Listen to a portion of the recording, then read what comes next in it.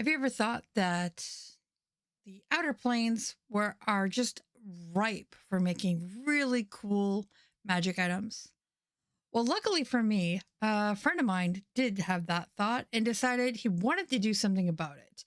So he got a bunch of us together and we are publishing a magic item book.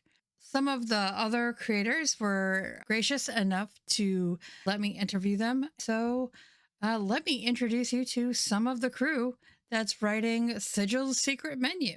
My name is Tomas Rioja. I'm a game designer, writer, project manager, and software engineer from Argentina. My name is Cher, aka That Gamer Cher on socials. I am a Black bisexual content creator and actress for stage and screen. And as of this past year, newly minted DM.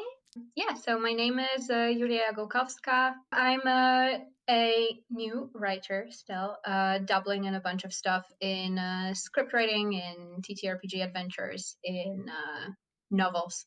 I'm 25 years old and from Poland.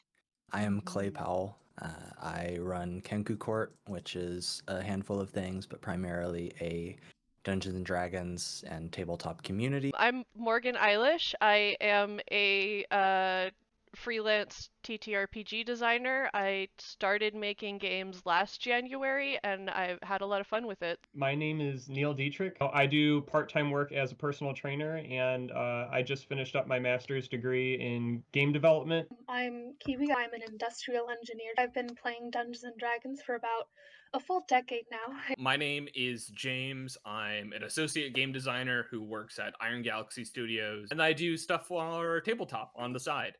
So I guess that just leaves me. If you don't know me yet, I'm Celticdenefew. You can call me Celtic. You can call me D. My pronouns are she, her, and I am officially a published writer.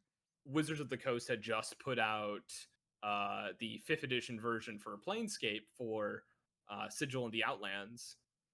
Let's take something that already has a number of kind of separate components to it, use that as an opportunity to have different writers have their own space and kind of build kind of magic items in their own work and their own style.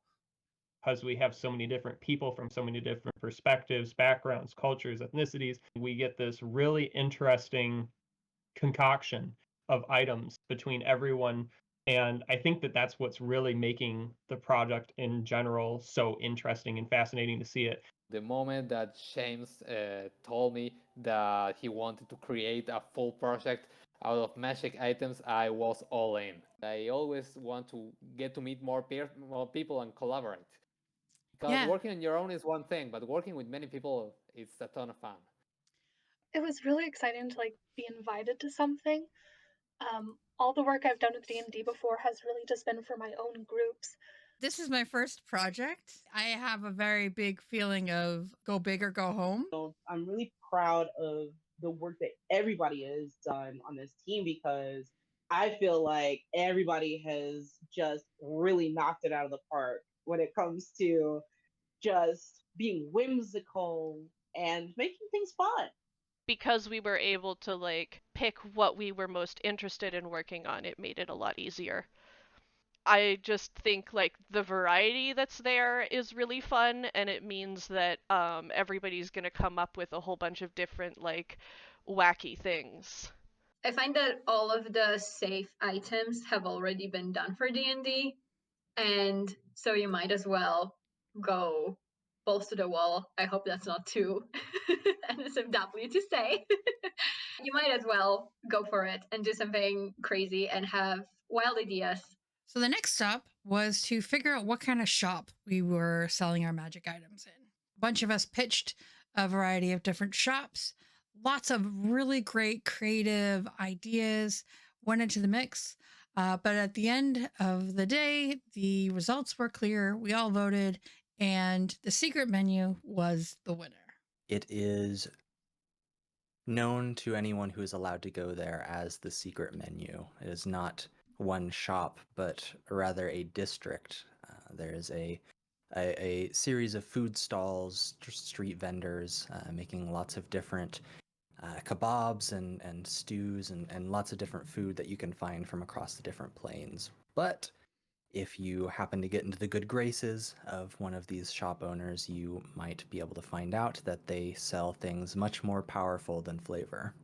It is more of a union than a proper shop. All of these folks running these food stalls, they can make money selling food, but they can really make money selling magic items. There's been numerous guards trying to catch what they are doing, but their teamwork so far undefeated as far as keeping the secret.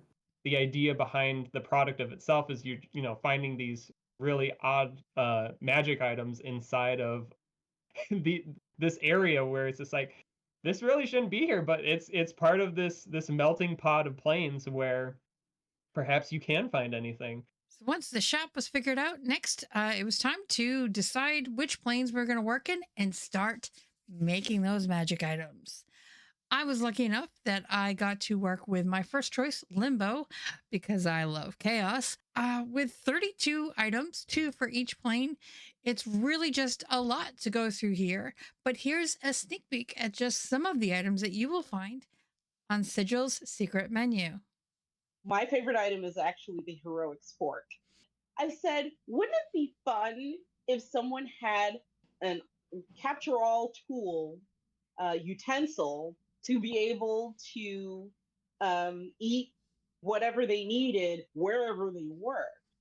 My favorite, definitely hands down, the Wand of Temperaments. It looks like a small branch painted with strips of rainbows.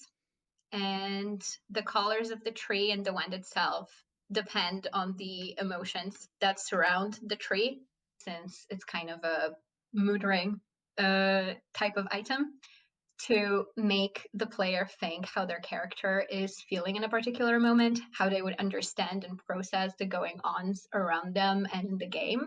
One of the things that I like that D&D does is it has like a lot of like areas where it's like, oh, this land has been cursed, or this land was the site of some like unholy magic war between the gods and nothing has been able to grow here. There's like never like a way to do anything about it. And what I like about this item is that it does something about that. The blood clock of balance looks like a sand clock. It grabs a certain amount of blood from all the creatures in a certain area and puts it all inside the item. And then it balances it out and just spreads the hit points between all the different creatures. The 9 hells, each layer of the hells is different from the others, and like one of them's all fire and brimstone, one of them's just ruin and desolation. One of them is a frozen wasteland of ice and frigid water and snow, and that's the 8th layer, Cania. So I made a staff that is entirely based around that layer. I went for Mount Celestia. Let's have the opportunity to make something that is just trying to be genuinely good.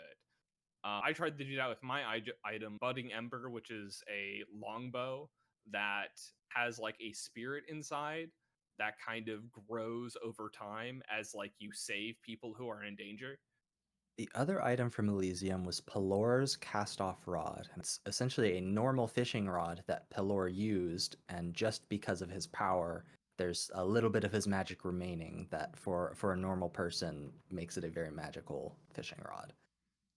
The Orb of Chaos, which is distilled from like the gunk, so it like leaks from the gate of Limbo, and it's just congealed chaos. So it was inspired by the concept of the butterfly effect. And being a bit more attracted to like the dark side of things. All right, we're going to do that. We're just going to lean heavy metal right into it. And that's this sword that when you see it, you're just like, that thing is going to mess me up. I really like things that are creepy and that can give you like a bit of hesitation before you choose to use the item in game. I love a good, very slight moral quandary. Like, do you really want to use a ring that's full of real people's souls just to get like a couple extra numbers on your dice? I personally love big numbers, so I would definitely use the ring, but It also means that we're going to wind up with a finished product that's going to work in like most people's campaigns, because there's going to be a little bit of something for everybody, just because we have so much variety. Blending just the right amount of enticing aspects together, right, was very important to me. The main thing to remember with DMs running these items is they are meant to have open-ended consequences. Let them be used in weird ways. I feel so blessed that I got to work with such a wonderful, hardworking, motivated group of people for my first project. I really do hope that I get to work with all of these people again at another date, because it was just amazing. And everybody involved agrees that James ran this project beautifully. I am 100% spoiled for my first publication and my first group writing project in this TTRPG space. What's it called? Don't be afraid. Make cool shit. That's going to be the end of the video. Don't be afraid. Do cool shit. Listen to James.